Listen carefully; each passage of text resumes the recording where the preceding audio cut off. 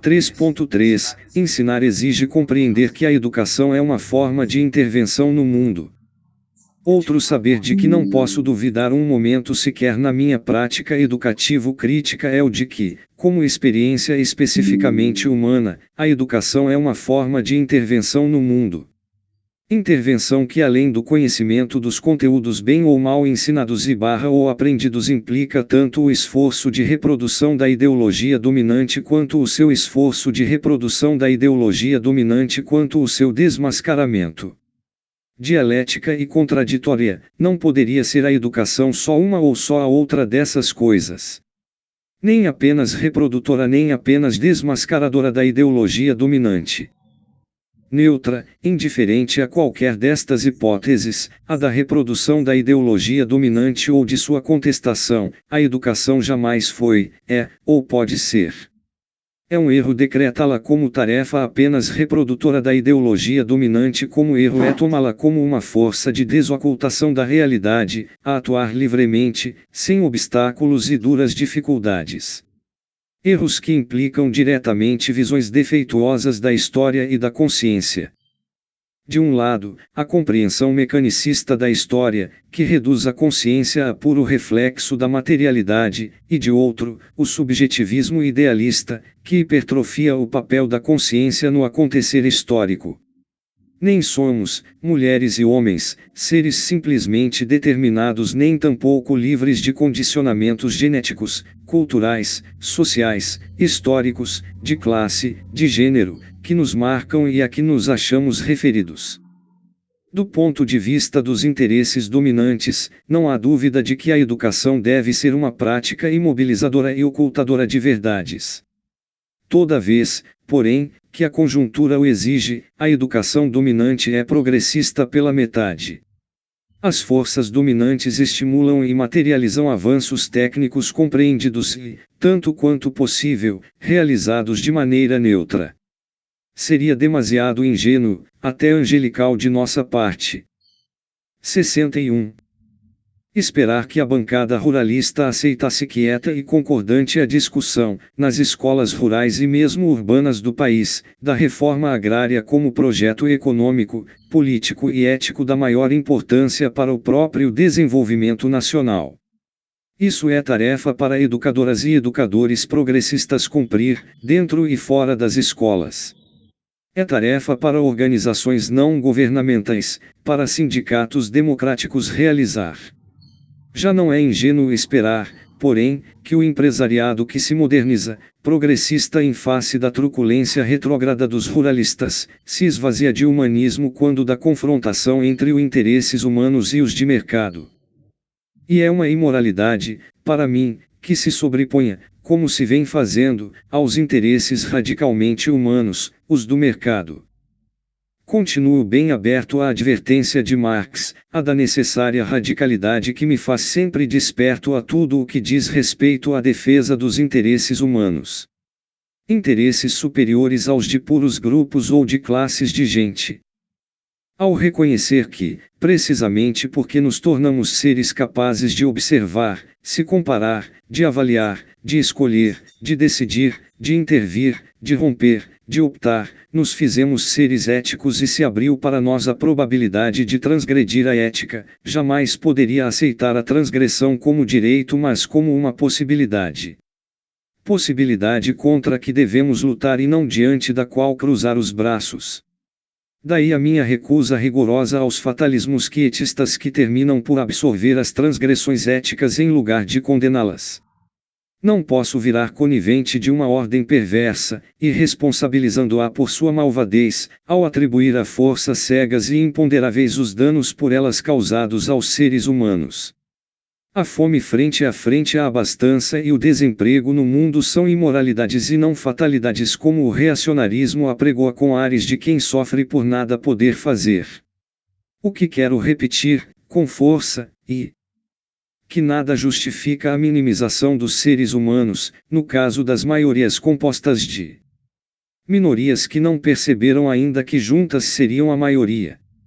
Nada, o avanço da ciência ou da tecnologia, pode legitimar uma ordem desordeira em que só as minorias do poder esbanjam e gozam enquanto as maiorias em dificuldades até para sobreviver. Se diz que a realidade é assim mesmo, que sua fome é uma fatalidade do fim do século. Não junto a minha voz a dos que, falando em paz, pedem aos oprimidos, aos esfarrapados do mundo, a sua resignação. Minha voz tem outra semântica, tem outra. 62. Música. Falo da resistência, da indignação, da justa ira dos traídos e dos enganados. Do seu direito e do seu dever de rebelar-se contra as transgressões éticas de que são vítimas cada vez mais sofridas. A ideologia fatalista do discurso e da política neoliberais de que venho falando é um momento daquela desvalia acima referida dos interesses humanos em relação aos do mercado. Dificilmente um empresário moderno concordaria com que seja direito de seu operário, por exemplo, discutir durante o processo de sua alfabetização ou no desenvolvimento de algum curso de aperfeiçoamento técnico, esta mesma ideologia a que me venho referindo. Discutir, suponhamos, a afirmação, o desemprego no mundo é uma fatalidade do fim do século. E por que fazer a reforma agrária não é também uma fatalidade? E por que acabar com a fome e com a miséria não são igualmente fatalidades de que não se pode fugir? É reacionária a afirmação segundo a qual o que interessa aos operários é alcançar o máximo de sua eficácia técnica e não perder tempo com debates ideológicos que a nada levam. O operário precisa inventar, a partir do próprio trabalho, a sua cidadania que não se constrói apenas com sua eficácia técnica mas também com sua luta política em favor da recriação da sociedade injusta, a ceder seu lugar a outra menos injusta e mais humana. Naturalmente, reinsisto, o empresário moderno aceita, estimula e patrocina o treino técnico de seu operário. O que ele necessariamente recusa é a sua formação que, envolvendo o saber técnico e científico indispensável, fala de sua presença no mundo. Presença humana, presença ética, aviltada toda vez que transformada em pura sombra. Não posso ser professor se não percebo cada vez melhor que, por não poder ser neutra, minha prática exige de mim uma definição. Uma tomada de posição. Decisão. Ruptura. Exige de mim que escolha entre isto e aquilo. Não posso ser professor a favor de quem quer que seja e a favor não importa o que. Não posso ser professor a favor simplesmente do homem ou da humanidade, frase de uma vaguidade demasiado contrastante com a concretude da prática educativa. Sou professor a favor da decência contra o despudor. A. 63. Favor da liberdade contra o autoritarismo, da autoridade contra a licenciosidade, da democracia contra a ditadura de direita ou de esquerda. Sou professor a favor da luta constante contra qualquer forma de discriminação, contra a dominação econômica dos indivíduos ou das classes sociais. Sou professor contra a ordem capitalista vigente que inventou esta aberração, a miséria na fartura. Sou professor a favor da esperança que me anima apesar de tudo. Sou professor contra o desengano que me consome e imobiliza.